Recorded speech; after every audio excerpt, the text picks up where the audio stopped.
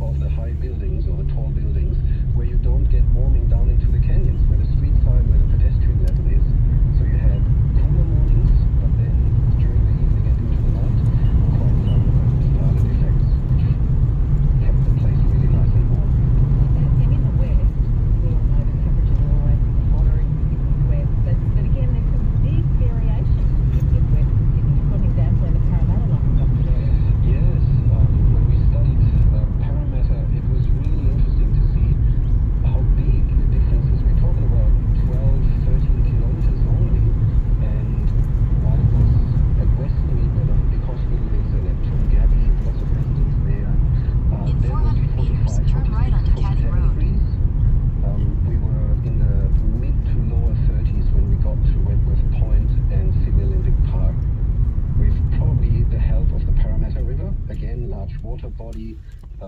It could probably also have a lot of vegetation cooling combined with the sea breeze or the river breeze that would come off that kind of thermal mass or body of water. So really interesting, because when we advise people, they watch the weather show in the evening, ABC or any other program, and the data that is drawn there into those predictions when you see the forecast for Sydney for the next days, that is not microclimate. So when we say tomorrow is a day of 37 degrees, well, that's Take the next probably right onto based Cattai on Road. some much larger observations, synoptic observations, when we now know that at the microclimate level, you could be easily on a 37-degree day sit in 43, 44, 45 degree heat, depending on where you are in Sydney.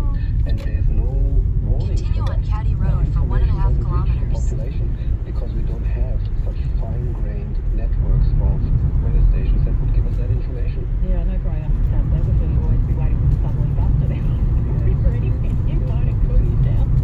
I was listening to 702 ABC Radio Sydney Drive with Ms. Sebastian Sal. She's a professor for urban management and planning at Western Sydney University, and we're chatting about the microclimate of Sydney. What can cities do to cool things down a bit?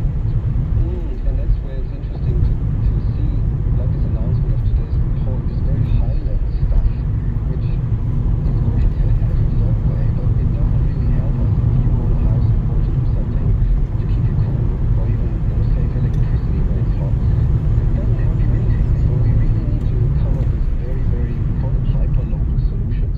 So you need to look into what kind of paving and what kind of color of paving do I have around my house? Did I actually paint my driveway black? I shouldn't have done that. What can I do to introduce more pervious surfaces, have more plants shade the walls of my house? Things like